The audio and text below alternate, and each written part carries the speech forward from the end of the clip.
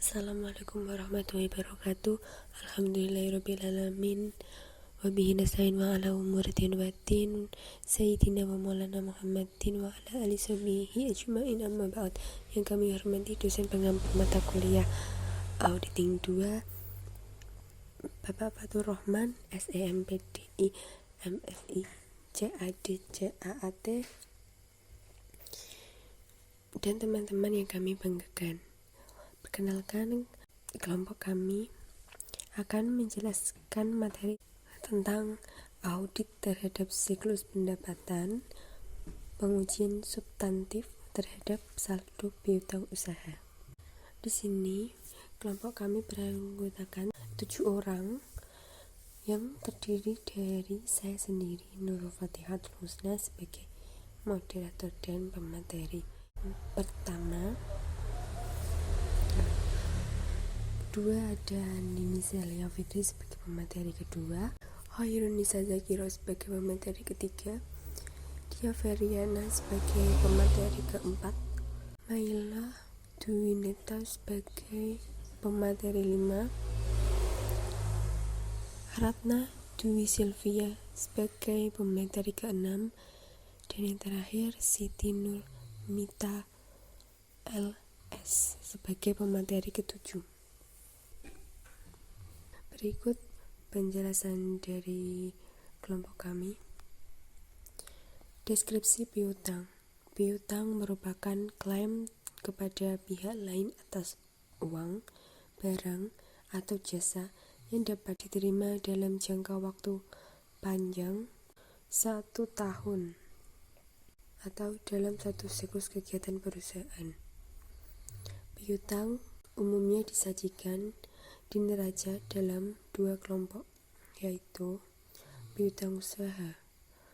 Piutang usaha merupakan piutang yang timbul dari transaksi penjualan barang atau jasa dan kegiatan normal perusahaan.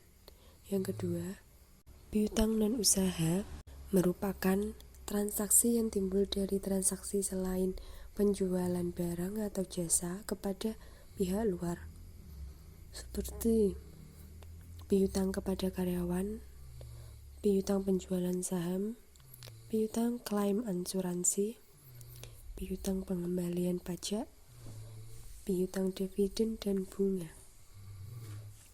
Prinsip akuntansi penerima umum dalam penyajian piutang usaha di neraca. Prinsip akuntansi berterima umum dalam penyajian piutang di neraca sebagai berikut. 1. Piutang usaha harus disajikan di neraca sebesar jumlah yang diperkirakan dapat ditagih dari debitur pada tanggal neraca. Kedua, jika perusahaan tidak membentuk cadangan kerugian piutang usaha, harus dicantumkan pengungkapannya di neraca bahwa saldo piutang tersebut adalah jumlah bersih atau neto. 3. Jika piutang usaha bersaldo material pada tanggal neraca, harus disajikan rinciannya di neraca. Keempat, piutang usaha yang bersaldo kredit pada tanggal neraca harus disajikan dalam kelompok utang lancar. Dan yang terakhir, jika jumlahnya material, piutang usaha harus disajikan terpisah dari piutang usaha. Tujuan pengujian substansif terhadap piutang usaha. Tujuan pengujian substansif terhadap piutang usaha diantaranya: 1. Memperoleh keyakinan tentang keandalan catatan akuntansi yang bersangkutan dengan piutang usaha. Yang kedua, membuktikan keberadaan piutang usaha dan keterjadian transaksi yang berkaitan dengan piutang usaha yang dicantumkan di neraca. Yang ketiga, membuktikan kelengkapan transaksi yang dicatat dalam catatan akuntansi dan kelengkapan saldo piutang usaha yang disajikan dalam neraca. Yang keempat, membuktikan hak kepemilikan klien atas piutang usaha yang dicantumkan di neraca. Yang kelima, membuktikan kewajaran penilaian piutang usaha yang dicantumkan di neraca. Dan yang keenam, membuktikan kewajaran penyajian dan pengungkapan piutang usaha di neraca. Selanjutnya, kerangka tujuan dan prosedur audit untuk pengujian substansif terhadap piutang usaha. Rangka tujuan pengujian substansif terhadap piutang usaha dilukiskan pada gambar 14.1. Dalam gambar tersebut, terlihat bahwa tujuan utama pengujian substansif terhadap piutang usaha adalah membuktikan bahwa saldo akun piutang usaha dan akun penilaiannya atau valuation account yang dicantumkan dalam neraca mencerminkan saldo akun piutang usaha dan saldo akun cadangan kerugian piutang usaha yang sesungguhnya pada tanggal neraca tersebut. Untuk mencapai tujuan tersebut, dirancang pengujian substansif yang digolongkan ke dalam 5 kelompok. Yang pertama, prosedur audit awal. Yang kedua, prosedur analitik. Yang ketiga, pengujian terhadap transaksi rinci. Yang keempat, pengujian terhadap saldo akun rinci. Dan yang kelima, verifikasi terhadap penyajian dan pengungkapan kelima kelompok pengujian substansif tersebut. Dirujukan untuk memverifikasi 5 asersi manajemen yang terkandung dalam akun piutang usaha dan akun penilaiannya. Yang satu, keberadaan atau keterjadian. Yang kedua, kelengkapan. Yang ketiga, penilaian. Yang keempat, hak kepemilikan. Dan yang kelima, penyajian dan pengungkapan. Program pengujian substansif terhadap piutang usaha. Tahap-tahap prosedur audit dimulai dari pemeriksaan yang bersifat luas dan umum sampai ke pemeriksaan yang bersifat rinci. Berbagai prosedur audit dilaksanakan dalam 5 tahap, diantaranya 1. Prosedur audit awal, 2. Prosedur analitik, 3. Pengujian terhadap transaksi rinci, 4. Pengujian terhadap saldo akun rinci, 5. Verifikasi terhadap penyajian dan pengungkapan. Prosedur audit awal dalam pengujian substansif atas akun yang disajikan dalam laporan keuangan bisa dilihat dalam gambar. Kegiatan A, yaitu usut saldo piutang usaha yang tercantum di neraca ke saldo akun piutang usaha yang bersangkutan di dalam buku besar. Kegiatan B, hitung kembali saldo akun piutang usaha di dalam buku besar. Kegiatan C, lakukan review terhadap mutasi luar biasa dalam jumlah dan sumber posting dalam akun piutang usaha dan akun cadangan kerugian piutang usaha.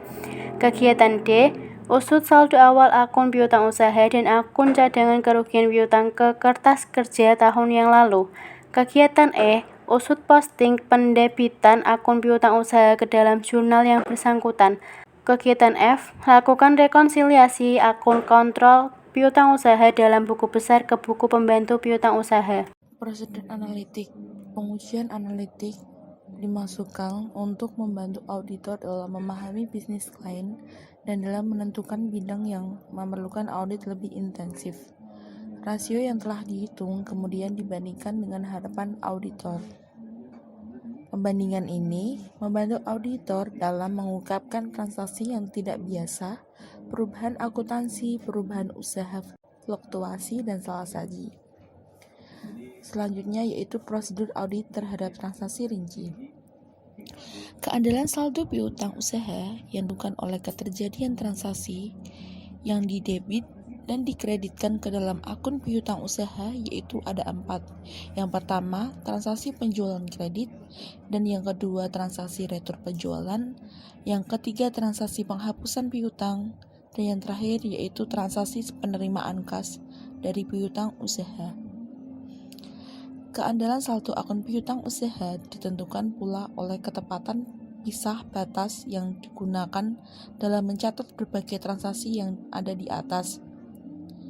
Karena itu, auditor melakukan pengujian substansif terhadap transaksi rinci dan mengkreditkan akun piutang usaha dan pengujian pisah batas yang digunakan dalam mencatat transaksi yang berkaitan dengan akun tersebut.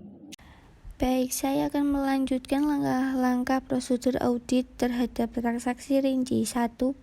Periksa sampel transaksi yang tercatat dalam akun piutang usaha ke dokumen yang mendukung timbulnya transaksi.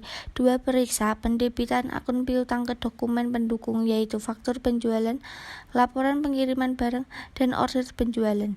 3. Periksa Pengkreditan akun piutang ke dokumen pendukung, yaitu bukti kas masuk, memo kredit untuk retur penjualan atau penghapusan piutang. 4.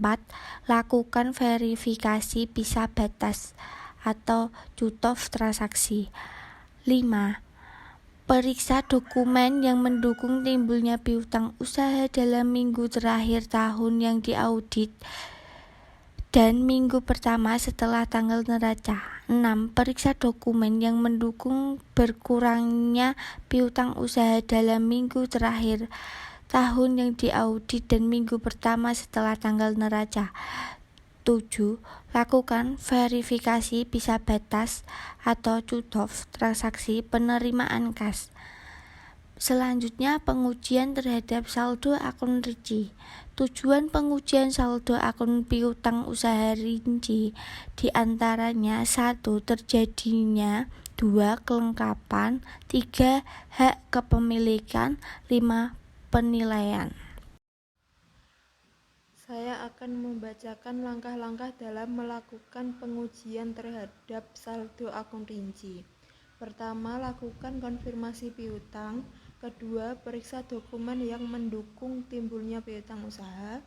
Ketiga, periksa dokumen yang mendukung pencatatan penerimaan kas dari debitur yang terjadi setelah tanggal neraca. Keempat, periksa dokumen pendukung timbulnya piutang usaha. Kelima, periksa jawaban konfirmasi bank. Dan keenam, mintalah surat representasi piutang dari klien. Selanjutnya, evaluasi terhadap kecukupan cadangan kerugian piutang usaha yang dibuat oleh klien. Pertama, hitung kembali cadangan kerugian piutang usaha yang dibuat klien. Kedua, periksa penentuan umur piutang usaha yang dibuat klien.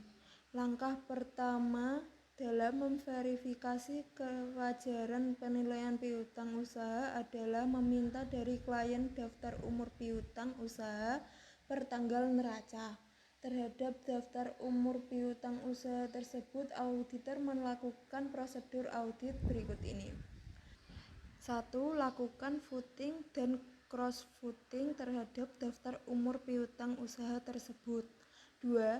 Bandingkan jumlah piutang usaha menurut daftar umur piutang ke akun piutang usaha di dalam buku besar. 3. Usut saldo piutang usaha kepada setiap debitur ke dalam kartu piutang yang bersangkutan. 4. Periksa penentuan umur piutang kepada setiap debitur dengan menggunakan informasi berikut ini. A. Periksa syarat penjualan yang berlaku. B. Periksa tanggal faktur yang belum dibayar oleh debitur pada tanggal neraca. C. Hitung kembali umur piutang kepada setiap debitur sejak tanggal faktur tersebut pada butir 3B sampai dengan tanggal neraca. Contohnya, A. Syarat penjualan adalah 2/10 N/30. B. Umur piutang digolongkan sebagai berikut. Belum jatuh tempo, lewat dari 1 sampai 30 hari, lewat dari 30 sampai 60 hari, lewat dari 60 sampai 90 hari, dan lebih dari 90 hari. C. Menurut kartu piutang, piutang kepada debitur A terdiri dari faktur berikut ini. Pada nomor faktur 76870 di tanggal faktur 2 Oktober 2000X1 jumlahnya 150.000. Lalu pada nomor faktur 78698 di tanggal faktur 28 November 2000X1 jumlahnya 400.000. Total 550.000. D. Piutang kepada debitur A pada tanggal 31 Desember 2000X1 dihitung umurnya sebagai berikut. Nomor faktur 76870 tanggal 1 Oktober 2000X1, tanggal neraca 31 Desember 2000X1 dengan umur faktur 91 hari. Nomor faktur 78698 tanggal faktur 28 November 2000X1, tanggal neraca 31 Desember 2001 dengan umur faktur 33 hari. Karena syarat penjualan menunjukkan bahwa piutang harus dilunasi oleh debitur dalam jangka waktu 30 hari sejak tanggal faktur (N/30), maka sampai dengan umur 30 hari piutang masih termasuk dalam kelompok belum jatuh tempo. Di dalam daftar umur piutang usaha, piutang kepada debitur A diklasifikasi umurnya sebagai berikut. Nomor faktur 76870 tanggal 2 Oktober 2001, klasifikasi umurnya yaitu lewat lebih dari 90 hari dengan jumlah 100.000. Lalu nomor faktur 78698 tanggal 28 November 2001, klasifikasi umurnya yaitu lewat dari 60 sampai 90 hari dengan jumlah 400.000. Selanjutnya akan dibacakan oleh Saudari Mita. Saya akan melanjutkan penjelasan dari slide berikutnya. Nomor 3, bandingkan cadangan kerugian piutang usaha yang tercantum di neraca tahun yang diaudit dengan cadangan tersebut yang tercantum di neraca tahun sebelumnya. 4. Periksa catatan kredit untuk debitur yang utangnya telah kadaluarsa. Selanjutnya, penyajian dan pengungkapan akun dalam laporan keuangan. Bandingkan penyajian piutang usaha dengan penyajian menurut piutang akuntansi berterima umum di antaranya. 1. Periksa klasifikasi piutang ke dalam kelompok aktiva lancar dan aktiva tidak lancar. 2. Periksa klasifikasi piutang dalam kelompok piutang usaha dan piutang non-usaha. 3. Menentukan kecukupan pengungkapan dan akuntansi untuk transaksi antar pihak yang memiliki hubungan istimewa, piutang yang digadai, piutang yang telah dianjakkan ke perusahaan anjak piutang. Terima kasih. Sekian materi dari kelompok kami. Apabila ada kesalahan dalam bertutur kata, kami minta maaf.